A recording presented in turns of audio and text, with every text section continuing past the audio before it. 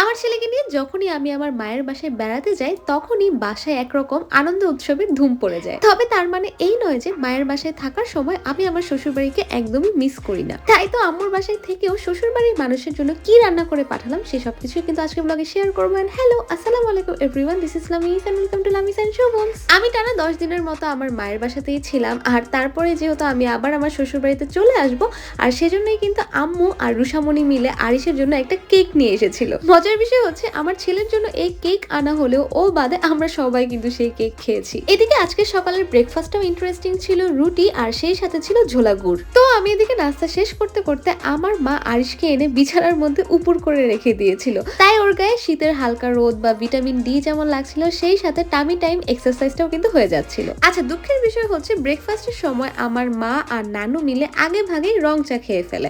তো আমি যেহেতু রং চা খাই না আর একা করে দুধ চাও বানিয়ে খেতে ইচ্ছে করছিল না, তাই এখানে আমি নিজের জন্য ইনস্ট্যান্ট একটা কফি বানিয়ে নিলাম। এবার তোমাদের সাথে এমন একটা রেসিপি শেয়ার করব যেটা শুনলে হয়তোবা তোমরা অনেকেই নাক সিটকাতে পারো, আর যারা খেয়েছো তারা তো জানোই যে এটার টেস্ট কতটা মজা। তো আজকে নানু রান্না করেছিল লাউয়ের খোসা ভাজি, আর এই লাউটা অবশ্যই কচি লাউ হতে হবে। লাউয়ের খোসার সাথে আলু একদম চিকন চিকন মানে কুচি কুচি করে কেটে এই ভাজিটা করা হয়। খুবই সিম্পল একটা রান্না হলেও এই ভাজিটা খেতে কিন্তু অসাধারণ লাগে। আর তোমরা কারা কারা লাউয়ের খোসা ভাজি খেয়েছো সেটা কিন্তু অবশ্যই আমাকে কমেন্ট করে জানিও। যেহেতু রান্না একটা আর্ট, তাই রান্না কিন্তু এক এক অঞ্চলে এক এক জেলায় এক এক রকম হয়ে থাকে। এই যেমন আমি একবার আমার এক বোনের কাছে শুনেছিলাম ওর শ্বশুর বাড়িতে তরমুজের খোসা না ফেলে দিয়ে সেটা দিয়ে মাছ রান্না করা হয়। আবার আমার শ্বশুর বাড়ির মানুষেরা তারা কিন্তু আলুর বদলে মূলা দিয়ে হাঁসের মাংস কিংবা মুরগির মাংস রান্না করে খেতে পছন্দ করে। তো প্রথম দিকে শুনতে একটু অবাক হলেও পরে চিন্তা করে দেখলাম আসলে এক এক অঞ্চলের মানুষ এক একভাবে খাবার খেয়ে অভ্যস্ত হয়ে থাকে, তো ওনাদের কাছে কিন্তু এটাই নর্মাল। তো যাই হোক, তোমাদের সাথে কথা বলতে বলতে আমার কিন্তু লাঞ্চের সময় হয়ে গিয়েছে। তো প্রথমেই কিন্তু আমি গরুর মাংস দিয়ে ভাত খেয়ে নিয়েছিলাম, কারণ যখনই খাবার টেবিলে গরুর মাংস থাকে তখন কিন্তু সবার আগে মনে হয় গরুর মাংসটাই আগে ভাগে টেস্ট করে নেই। তবে আমি কিন্তু বাসায় নিজেই রেড মিট আনতে না করি, কারণ এই গরুর মাংসটা কিন্তু আমাদের স্বাস্থ্যের জন্য খুব একটা ভালো না। আমার কাছে মনে হয় মাসে একবার বা সর্বোচ্চ 2 বার এই গরুর মাংস খেলেই যথেষ্ট। আচ্ছা, এদিকে আমি আর আমার মা মিলে ডিসাইড করেছিলাম যে আমাদের 2 বোনের শ্বশুর বাড়িতেই টুকটাক কিছু বিকালের নাস্তার আইটেম পাঠানো হবে। তো আম্মু কিন্তু আগের দিন রাতে চটপটি রান্নার জন্য ডাবলিগুলা ভিজিয়ে রেখেছিল। পরদিন আম্মু লাঞ্চ করে চটপটি রান্নার ফুল প্রিপারেশনে বসে গেল। তো আম্মু কিন্তু এখানে ডাবলিতে পুরো একটা চটপটি মশলা দিয়ে দিয়েছিল, আর সেই সাথে অল্প করে ধনিয়া আর জিরা গুঁড়াও অ্যাড করে দিয়েছিল।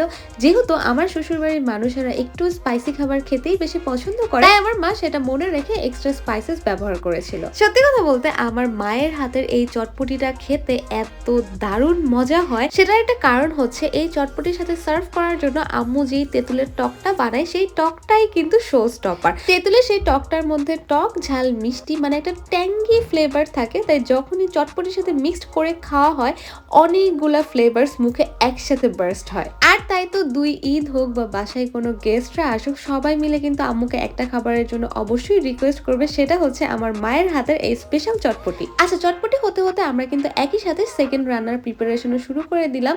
আর এখন যেহেতু শীতকাল, আশেপাশে সব জায়গায় সুন্দর সুন্দর ফ্রেশ ভেজিটেবলস পাওয়া যায়, আর তাই তো ব্রোকলি, ফুলকপি, পেঁয়াজকলি, আলু এই সবগুলা সবজি দিয়ে আম্মু মজা করে বানিয়ে ফেলো সবজি নুডলস। আচ্ছা, এরপরে যে খাবারটা বানানো হবে সেখানে আমি বা আম্মু কমই হেল্প করেছি, মেইনলি করেছে আমার নানু আর আমার ছোট খালামণি সীমান্তি মিলে। আর এখানে বানানো হচ্ছিল একদম শীতের মজাদার তেলে ভাজা পিঠা। এখন যেহেতু শীতকাল, দিন খুবই ছোট, তাই রান্না বান্না করতে করতে আমাদের প্রায় সন্ধ্যায় হয়ে গিয়েছিল। তাই রান্না শেষ হওয়ার পরপরই কিন্তু আমার মা সবগুলা খাবার আলাদা আলাদা বাটিতে নিয়ে নিয়েছিল, আর এরকম করে 2টা ব্যাগ করে দিয়েছিল। একটা ব্যাগ গিয়েছিল আমার ছোট বোন নাবিলার শ্বশুর বাড়িতে, আর আরেকটা ব্যাগ গিয়েছিল আমার শ্বশুর বাড়িতে। এদিকে নাবিলার শাশুড়ি মা মানে আলেয়া আন্টি আম্মুর জন্য স্পেশাল এই গুড় পাঠিয়েছিল। এই গুড় সম্ভবত পাটালি গুড় বলা হয়, আমি যদি ভুল না করে থাকি। আর পাটালি গুড়ের সাথে আন্টি কিন্তু এই ঝোলা গুড় পাঠাতেও ভুল করেনি, তাই আলেয়া আন্টিকে কিন্তু অনেক অনেক ধন্যবাদ। এই সবকিছু শেষ করে রাতে যখন একটু রেস্ট নিতে যাব, তখনই আমার বোন রুষামণি বলল যে তাকে নাকি কিছু মজাদার খাবার বানিয়ে দিতে হবে, কারণ তার স্কুলের সব ফ্রেন্ডরা নাকি ফ্যান্সি খাবার দাবার টিফিনে নিয়ে আসে। তা আমি হাসতে হাসতে ওকে বললাম যে বলো তুমি কি ফ্যান্সি খাবার টিফিনের জন্য নিতে চাও। তখন রুষা বলল ও স্কুলের এক ফ্রেন্ডের কাছে প্যানকেক দেখেছে, তাই ও এখন প্যানকেকই খেতে চায়। তো আমিও চিন্তা করে দেখলাম যে আসলে এটা বানানো কিন্তু খুবই ইজি। আমি এর আগেও 3-4 বার প্যানকেক বানিয়েছি বাসায়, তাই চটপট করে ওকে বললাম যে কোনো সমস্যা নাই, তোমাকে একটু বেশি করে প্যানকেক বানিয়ে দিচ্ছি, তুমি চাইলে রাতেও খেতে পারবে, পরদিন টিফিনেও নিয়ে যেতে পারবে। আর তোমাদের যাদের বাসায় রুষার মতো বেবি বা তার থেকেও কম বয়সী বেবি আছে, তোমরা কিন্তু চাইলে খুবই ইজিলি ইউটিউব থেকে দেখে বাসার মধ্যে থাকা একদম কম ইনগ্রিডিয়েন্টস দিয়ে ওটস প্যানকেক বা বানানা প্যানকেক একদম সহজে বানিয়ে ফেলতে পারবে। এখানে আমি নিউটেলা দিয়ে প্যানকেক গুলো সার্ভ করেছিলাম। সো আজকের মতো ব্লগটা এই পর্যন্তই। Thanks for watching. Tata, bye bye, Allah Hafiz.